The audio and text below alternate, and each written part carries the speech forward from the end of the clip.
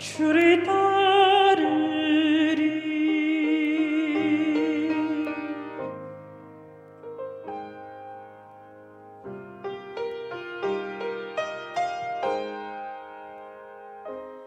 나의 길 주 아신다네. 신실하신 하나님, 어둠 밤 골짜기 갈 때 주의 빛 날 비추네. 주보혈이 죄 사고 갈보리 십자가 생명 주네. 내 감사와 기쁨으로 나 사는 동안에 주를 따르리.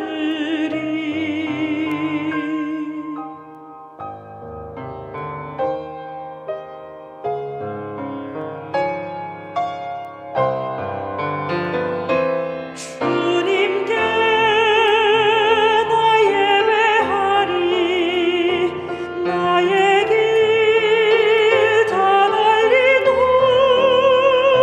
주 예수 얼굴 보리라. 주 나를 반기시리.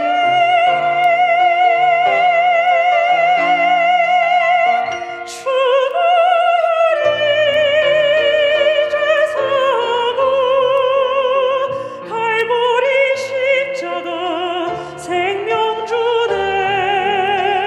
내 감사와 기쁨으로 나 사는 동안에 주를 따르리. 주를 따르리.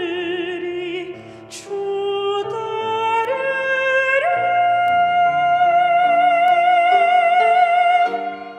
주 따르리.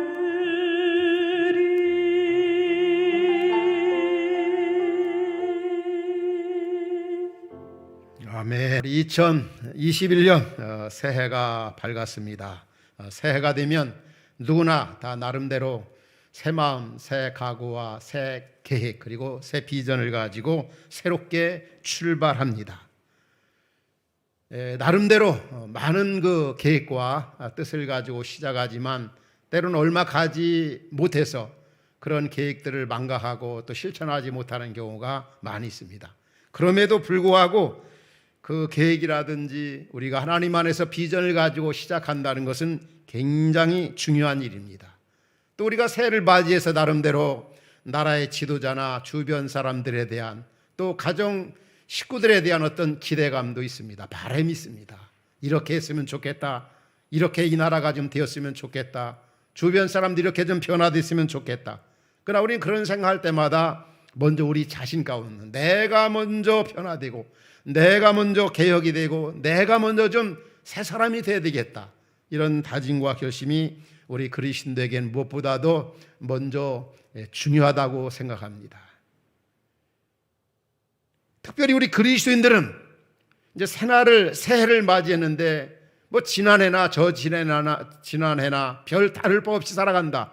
이건 그리스도인의 삶이 아닙니다. 왜냐하면 우리 예수 믿고 구원받은 하나님의 자녀들은 예수님 만남 속에서 내가 이 땅에서 어떻게 살아야 되는 사는 이유와 목적을 확실하게 발견한 사람들, 또 확실하게 가지고 살아가는 사람들이 그리스도인이거든요. 우리 하나님의 백성들이지 않습니까? 예수님께서도 말씀했습니다. 너희는 세상의 빛이라고, 너희는 세상의 소금이라고. 바울은 에베소 교회 성도들에게 새해를 맞이한 그 주의 백성들에게 어떻게 권면하고 있습니까? 우리가 잘 아는 에베소 5장 15절부터 17절 보면은 그런즉 너희가 어떻게 행할지를 자세히 주의하여 지혜 없는 자 같이 하지 말고 오직 지혜 있는 자 같이 하여 세월 낚기라. 때가 악하니라. 그러면서 그러므로 어리석은 자가 되지 말고 오직 주의 뜻이 무엇인가 이해하라. 우리 성도님들 올 한 해를 어떻게 살아가기로 다짐하고 계획을 세우고 지금 새해를 출발하고 있습니까? 어떻게 살아야 될까? 한 번 지나치면 돌이킬 수 없는 그런 생을 우리가 걸어가고 있는데 어떻게 살 것인가? 오늘 주는 메시지를 통해서 마음에 새롭게 다짐과 결심을 하는 그런 시간 될 수 있기 바랍니다. 오늘 본문을 보면은 미가 선지자를 통해서 하나님이 새해를 맞이한 우리에게 주시는 메시지입니다. 미가 선지자, 예수님 태어나기 전 약 한 800년 전에 선지자 활동을 하던 이 사람이었어요. 그런데 그 당시에 이스라엘 백성들이 사명을 저버리고 얼마나 하나님 앞에 계속적인 그 반복되는 죄를 많이 저질렀는지 결국 하나님께서는 그 이스라엘을 아수르 포로로 잡혀가게 할 수밖에 없었어요. 그들의 죄가 심판을 불러오게 만들었던 겁니다. 그 당시에 그 미가 선지자가 활동할 때 그 이스라엘의 그 죄들은 무엇보다도 이 부한 사람들, 지도층에 있는 권력자들이 악을 도모하고 범죄하는 일, 죄를 짓는 일을 아주 즐겼어요. 즐기는 그런 시기였습니다. 그리고 정치 지도자들과 또 거짓 선지자들, 거짓 제사장들, 그런 사람들이 거짓을 일삼고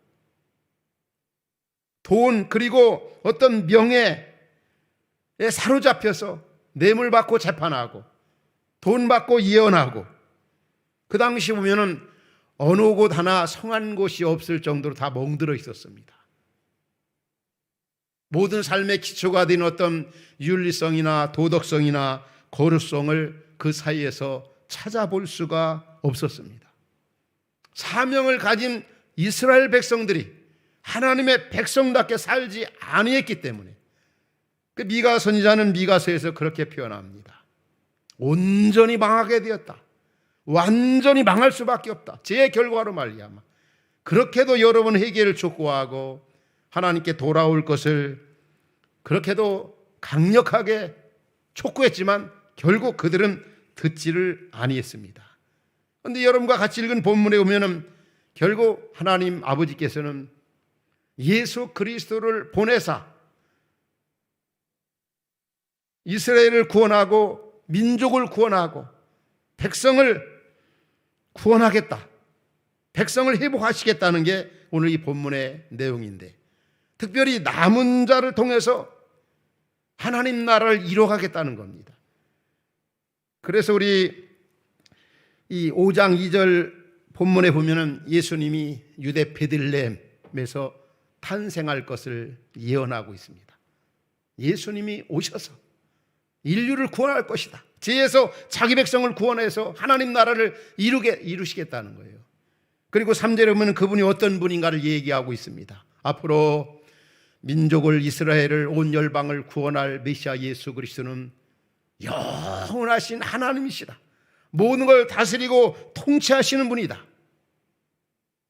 이 하나님을 바라보면서, 이 하나님을 의지하면서 그 당시 남은 자들이 주신 사명을 감당하게 될 것을 말씀하고 있어요. 본문 가운데 보면 이 남은 자들이 어떤 사람들이었습니까? 그렇게 표현하고 있습니다. 그 남은 자들이 7절 8절에 오면은 야곱의 남은 자는 백성 가운데 있으니 그들은 여호와께로부터 내리는 이슬 같고 풀 위에 내리는 단비 같은 사람, 이슬 같은 사람들, 단비 같은 사람들, 그들은 인생을 의지하지 않는다는 거죠. 그 남은 사람들은 인생을 기다리지 아니하고 사람을 기다리지 아니하고, 그리고 8절에 오면은 야곱의 남은 자는 여러 나라 가운데 많은 백성들 가운데 있으니 그들은 수풀의 들짐승 중에 사자 같고 또 양떼 중에 젊은 사자 같아서, 이 말은 그 남은 백성들은 아주 용감하고 주님의 은혜를 힘입어서 담대하게 시대 속에서 사명을 감당하게 될 것임을 예언하고 있습니다. 이게 바로 여러분과 같이 읽은 본문의 내용입니다. 특별히 우리 지난달에는 미가서 말씀을 교회적으로 다 이제 큐티 묵상의 시간을 가졌습니다.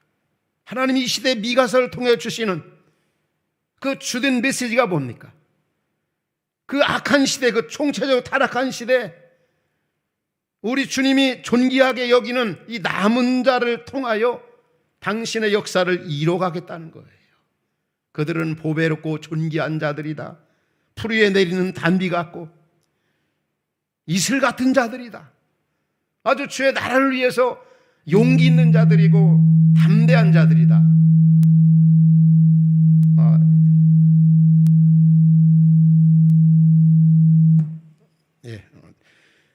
계속 이런 부분을 강조하고 그들이 어떤 자들이냐? 용기 있는 자들이다. 담대한 자들이다. 단비 같은 자들이다. 이런 사람들이 바로 남은 자들이다. 이 남은 자를 통하여 당신의 역사를 이뤄가겠다는 겁니다. 사실 예언의 말씀대로 예나 지금이나 또 예수님 오신 이후에도 계속 남은 자들을 통하여 하나님의 교회가 계속 진행, 발전되어져 간 사건들이 사도행전에 특별히 나타납니다. 우리 사도행전에 보면은 이제 예수님 승천 이후에 12 제자를 중심해서 120명의 주님을 따르는 제자들이 마가다락방에 모여서 기도하고 성령의 충만함을 입어서 하나님의 그 나라가 사도행전에 보면 계속 진행, 발전되어져 가는 걸 볼 수가 있습니다.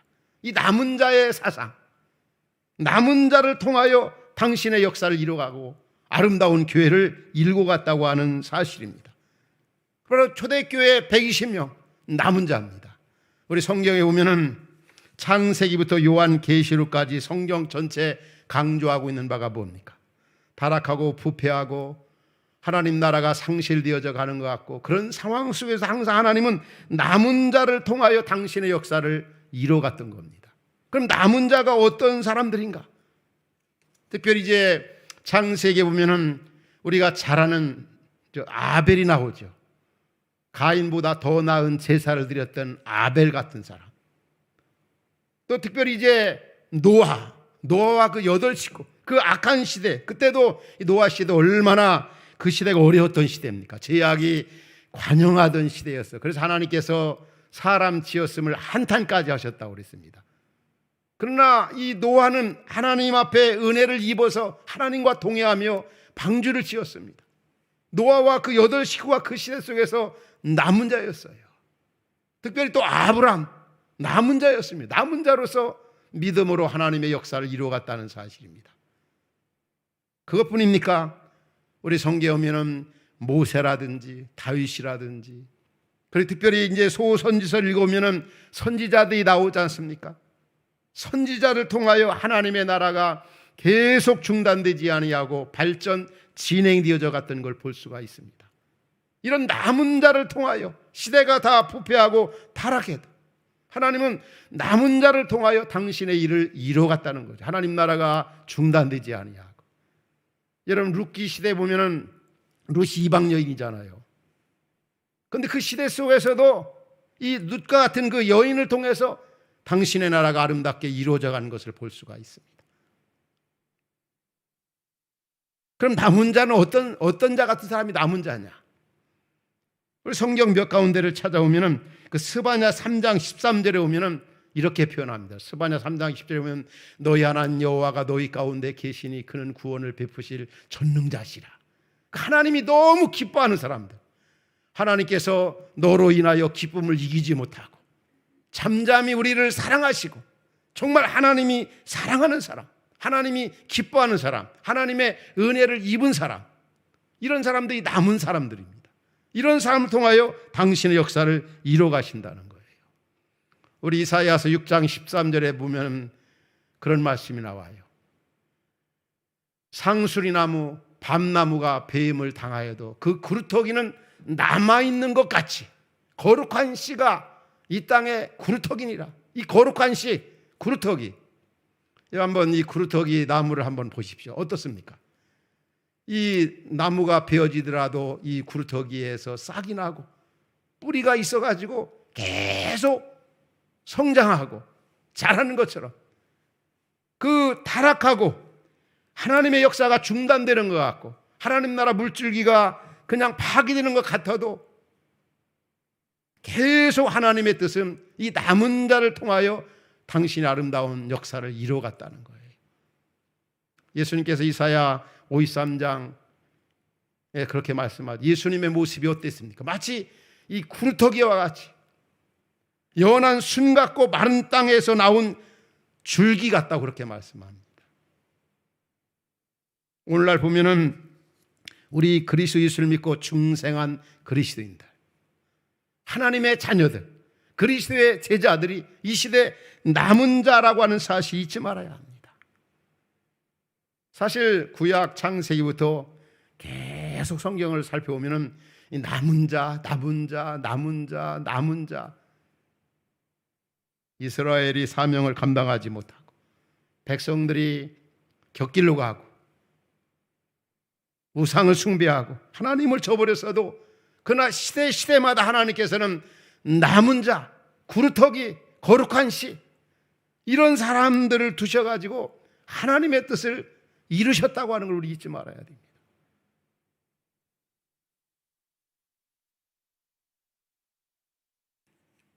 스바냐 3장 13절에 보면 남은 자들의 삶의 모습이 어땠습니까? 이스라엘의 남은 자는 악을 행하지 아니하며 거짓을 말하지 아니하며 입에 거짓된 혀가 없으며 먹고 누울지라도 그들을 두렵게 할 자가 없다. 그 말을 보면 너무 진실하고 너무 깨끗하게 사니까 먹고 마시고 그래도 누구도 그를 해할 자가 없어요. 너무 진실하게 너무 거룩하게 아름답게 살아가니까 이런 사람들이 남은 자라는 겁니다.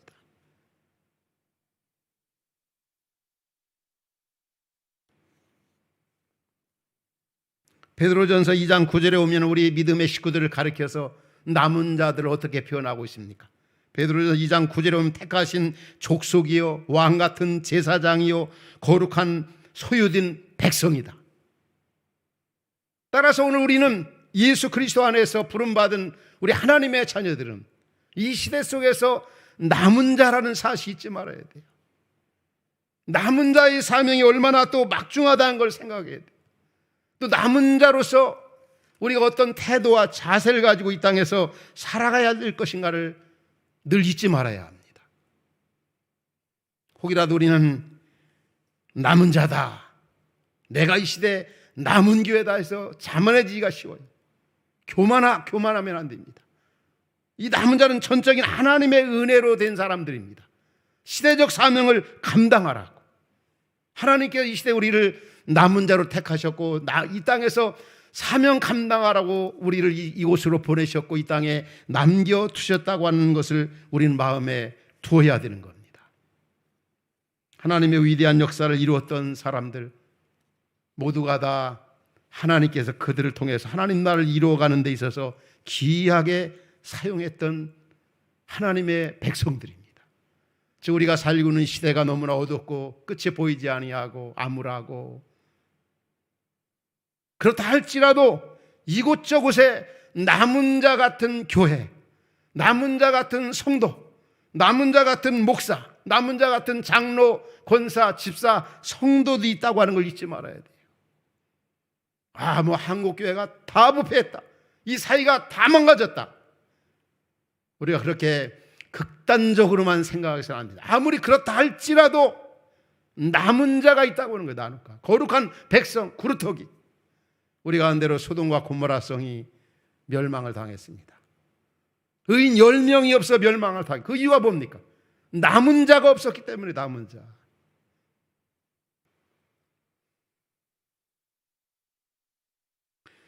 그 남은 자의 사명이 무엇이겠습니까? 미가 선지자는 그 타락하고 부패하고 총체적으로 망가진 그 사회 속에서 그가 3가지 결심을 하는 것을 미가서에서 발견할 수가 있습니다. 이 시대 이 남은 자로 어떻게 살 것인가? 그 3가지 결심이 그겁니다. 먼저는 3장 8절에 오면 나는 아무리 시대가 부패할지라도 나는 하나님 말씀을 증거하면서 하나님 말씀 전하면서 알겠다는 거예요. 두 번째 결심한 게 있습니다. 그 시대 속에서 남은 자로서 그는 하나님만 의지하며 살겠다는 거. 하나님만 의지하며 살겠다. 미가 4장 5절에 그런 다짐 결심. 나는 하나님만 의지하며 살겠습니다. 지금 온 나라 온 백성들이 지금 기다리고 있는 게 뭡니까? 백신을 기다리고 있잖아요. 우리가 백신을 많이 의지하죠. 백신을 지금 다 기다리고 있어요. 그러니까 우리 믿음의 식구들은 하나님보다 백신을 더 의지해서는 안 돼. 우리는 백신을 주셔서 속히 이 코로나가 종식되게 해달라고 기도해야 합니다. 그렇지만 백신이 하나님보다 더 위에 둔다든지 뭐든지 하나님이 허락하셔야 되는 겁니다. 미가 선지자 그는 그 어려운 시대, 끝이 보이지 않는 시대, 포를 앞에 두고 있는 그런 시점에서 그는 뭐라고 하나님 앞에 다짐, 하나님, 나는 하나님만 의지하며 살겠습니다. 또 한 가지 그는 세 번째가 결심하는 내용이 나옵니다. 나는 여호와 하나님 앞에 기도하며 살겠습니다. 7장 7절에 보면 오늘 우리는 새해를 맞이했지만 어려운 시기를 맞이했어요. 우리 미아와 같은 결심과 다짐과 하나님 앞에 이런 계획이 있어야 되지 않겠습니까? 하나님, 이 시대 남은 자로서 미가 선지자와 같이 나 주님의 복음을, 내가 말하는 예수 그리스도를 드러낸 일을 위해 올 한 해도 살겠습니다. 또 올 한 해 어떤 일이 있다 할지라도 나는 다른 거 사람, 오늘 이 남은 자들이 뭐라고 말씀합니다. 인생을 기다리지 아니하고 인생을 사람을 의지하지 않는다고 그랬어요. 바로 하나님만 의지하며 살겠습니다. 무엇보다 하나님 앞에 기도하며 살겠습니다. 남은 자로서 이런 자세를 가지고 살아야 되지 않겠습니까? 저는 우리 사랑하는 성도님들에게 이 새해를 맞이해서 이 남은 자로서 우리가 해야 할 일이 뭔가, 우리 주님이 가르쳐준 주기도문서 이 앞부분을 좀 우리 성도님들과 같이 나누고 싶어요. 올 한 해 우리가 어떻게 살 것인가, 남은 자로서. 예수님께서 우리가 기도할 때 뭐라고 그랬습니까? 너희는 먼저 이렇게 기도하라고. 바로 하늘에 계신 우리 아버지여, 이름이 거룩히 여김을 받으시오며 나라가 임하시며 뜻이 하늘에서 이루어진 것 같이 땅에서 이루어진, 이 주기도문을 보면은 앞부분에 세 가지 기도가 나오죠. 세 가지. 첫 번째는 하나님의 영광, 두 번째는 하나님의 나라, 세 번째는 하나님의 뜻. 여러분은 올 한 해를 어떻게 살겠습니까? 남은 자로서. 오늘 설교 제목이 원래는 제가 남은 자의 사명 이렇게 잡았어요. 근데 아내가 주부 완성하고 났는데 저한테 연락이 왔어요. 여보, 매일 남은 자의 사명, 남은 자 좀 설교 제목 좀 바꿀 수 없느냐고. 지금 주부 들어가려고 하는 상황인데 저도 이해가 돼요. 왜냐하면 남은 자의 사명, 남은 자의 삶을 살게 하옵소서, 남은 자로서 우리 교회가 사명 감당하게 하옵소서. 그런 말씀들을 제가 이곳으로 오기 전에도 많이 했고 여기 와서도 그런 기도와 그런 메시지를 자주 전합니다. 그럼에도 불구하고 저는 계속 남은 자의 사명을 강조하는 이유가 있습니다. 제목을 살짝 바꿨죠. 그래서 남은 자의 할 일이라고 그랬어요. 남은 자의 사명이나 어떻게 보면 남은 자의 할 일이나 똑같은 거죠. 저나 여러분들이 해야 할 사명이 너무나 막중하다는 거죠. 시대가 어두울수록, 위기일 때일수록 우리 어떻게 살아야 되겠습니까? 우리 주님이 먼저 너희는 이렇게 기도하라고 그랬습니다. 하나님의 영광을 구하고 하나님 나라를 구하고 하나님의 뜻을 구하고.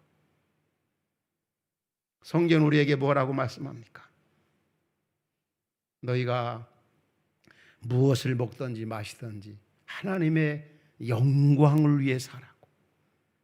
올해 우리가 직장 생활을 하든 가정 생활을 하든 학교 생활을 하든 하나님을 영화롭게 하는 일에 남은 자로서의 사명을 감당해야 되겠다.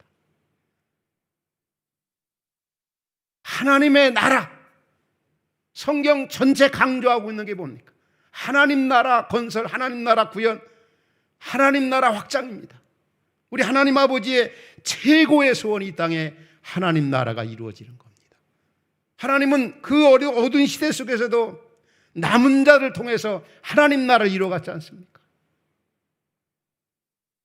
올 한 해도 우리는 하나님 나라를 구하고 하나님의 뜻, 요한복음 6장 38절에 예수님이 그렇게 말씀했죠. 내가 세상에 온 것은 내 뜻을 행하려 함이 아니라 나를 보내신 이의 뜻을 행하려 함이라. 여러분 올해 왜 살아갑니까? 내 뜻, 나 돈 벌고 나 성공하고 나 행복하게 살기 위해서. 아닙니다. 하나님께서 나에게 하라고 한 일을 해서 하나님을 영화롭게 하고 하나님 나라를 구현하고 하나님의 뜻을 이루기 위해서 올 한 해도 내가 살아간다. 이런 자세, 이런 태도, 이런 목적을 가지고 살라는 거예요. 이게 바로 우리가 이 시대 속에서 남은 자로서 해야 할 가장 막중한 삶인 겁니다.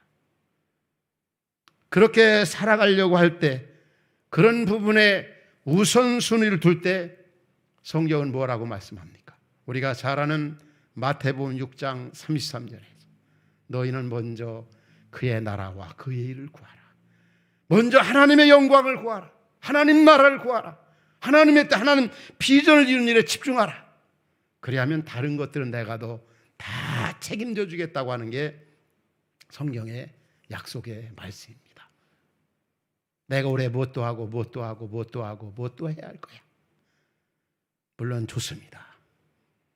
그렇지만 가장 중요한 거 세 가지. 남은 자로서 이 어두운 시대 속에서 해야 할 일이 뭔가.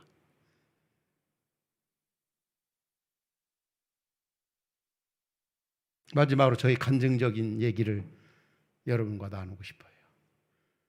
우리 흩어진 화평 가족들이 아는 것처럼 저는 약 한 2년 전 화평교회 31주년 때 제가 담임 목사지만 교회를 설립한 개척자지만은 교회를 사임하고 제가 흩어진 교회로 가겠다고 일방적으로 선포를 했습니다. 그래도 그 장로님들한테는 좀 알려야 되겠다 해서 한 2, 3일 전에 주일날 선포하기 전에 알렸습니다. 장로님들이 찾아와서 극구 만류했습니다. 목사님, 왜 그렇게 하시려고 합니까? 우리는 어떻게 하고 이 교회는 어떻게 하고. 정말 여기서 계속 목사님 하시고 싶은 그 비전들 마음껏 최대한 협력하겠습니다. 그러나 저는 주께서 이 시대 속에서 남은 자로서 어떤 교회 사명, 남은 자로서 목회자로서 해야 할 일을 너무 저에게 강권적으로 말씀하셨기에 저는 그런 부분에 대해서 뒤로 물러설 수가 없었던 겁니다. 제가 그런 결단을 내리게 된 게 다른 거 없습니다. 바로 이 시대 속에서 남은 자로서의 사명을 잘 감당하고 싶어서, 남은 자로서 주님이 기뻐하시는 교회, 남은 자로서 이 세상 속에 영향력을 주는 그런 교회, 밖으로 나아가는 그런 교회 세우고 싶어서, 그 사명 감당하고 싶어서 결단을 내렸던 거 아닙니까? 일단 결단을 내리고 나서, 선포하고 나서 그때는 아무것도 준비가 안 되었습니다. 오직 그 한 가지, 그 목적, 나 하나님 나라, 하나님의 영광, 복음, 그 뜻을 위해서 주님이 기뻐하시는 그런 교회, 이 시대 속에 남은 자로서 내가 섬기는 교회든 내가 해야 할 일을 해야 되겠다, 그 비전만 가지고. 그 시기는 여러분도 알겠지만은 어떤 장소도 없었습니다. 어떤 예산도 전혀 준비가 안 됐습니다. 사람도 없었어요. 그 당시에 마음 가운데는 교회 할 수 있지만 지금 교회 없는 곳이 어디 있겠는가. 옛날 32년 전에 생각했던 교회 없는 곳으로 가서 이 시대 속에 또 하나 교회가 아니라 주님이 찾으시는 작은 교회라도 내가 주님이 이 시대 찾으시는 교회 세우고 싶다. 그때 이제 성도들 앞에 제가 이제 나가기로 선포하고, 선교관에 이렇게 다녀오다가 장소 어디로 갔으면 좋을까 하다가 이 앞으로 이렇게 지나가면서 상가 부동산은 들어갈 수는 없고, 그래서 지나가면서 전화번호로 제가 이렇게 메모하고 전화를 해봤어요. 여기 주위에 이 상가 얼마나 갑니까? 정말 너무 깜짝 놀랐어요. 그렇게 상가 임대 월세가 비싼 줄 몰랐어요. 그러면 또 한 번 더 물어봤어요. 이 차 안에서 전화로, 부동산에. 그 옆에 그 땅이 있는데 땅은 그 평당 얼마나 갑니까? 뭐 땅 구입하려고 그런 게 아니라 2천 몇백만 원이라고. 그러면서 제가 심호하던 화평교회를 가봤어요. 가서 들어가 보니까 그 넓은 공간, 그 넓은 땅. 그럼에도 불구하고 저는 정말 그런 것들이 크게 보이질 않았어요. 이 시대에 주님이 찾으신 교회, 성경에서 말하는 그런 교회. 1년을 돌이켜보면 하나님이 정말 주시지 아니한 거 하나도 없다는 거, 한 번도 뒤를 돌아본 적이 없고 후회한 적이 없고 감사할 것밖에 아무것도 없는, 우리가 흩어진 화평의 가족들 같이 경험하고 있지 않습니까? 우리가 코로나 시기를 맞이했지만 정말 저도 어떻게 보면 형편없는 목회자다 그런 생각 들 때도 많이 있어요. 저도 돈 좋고 저도 명예 좋고 제 자신 보면 욕심도 많은 것 같고, 혹 우리 성도들 앞엔 그런 거 그렇게 안 보이는 것처럼 보일 수도 있겠지만, 그렇게 그런 척 하는 것처럼, 그렇지만 사실 저에게도 모든 목회자들이나 성도들이 가지고 있는 거 다 가지고 있는 것 같아요. 그렇지만 제 마음 가운데는 우리 흩어진 화평 가족들과 함께 그래도 이 시대 속에서 좀 주님이 찾으시는 교회, 이 남은 자로서 그 흉내라도 내보려고 하고, 그런 부분에 고민도 하고, 그런 몸부림칠 때 하나님께서 32년, 33년 목회 여정 속에서도 그렇게 역사하셨지만, 이곳에 와서도 하나님이 그렇게 역사하셨다고 하는 사실입니다. 우리 흩어진 화평의 가족들은 그런 현장을 지금 보고 있습니다. 그런 일들 우리는 많이 이렇게 알고 있습니다.